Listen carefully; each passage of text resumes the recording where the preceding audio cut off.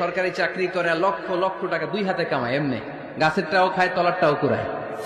শুকরের গোশত বা চর্বি মিশানো কোনো খাবার উনি খাবে না, কারণ এটা হারাম। আর গুড় যে খায় এটা খুব হালাল। তাহলে আমাদের মুসলমানদের সবচেয়ে বড় সমস্যা হচ্ছে আমরা খাওয়ার ক্ষেত্রে হালাল খুঁজি, কিন্তু ইনকামের ক্ষেত্রে ওই জিনিসটা খুঁজি না। এরকম আছে না নাই? শয়তান আমাদের প্রকাশ্য দুশমন, সে হারামকে আমাদের কাছে চাকচিক্যময় করে তুলে। সে বুঝাতে চায় হারামের মধ্যে আরাম,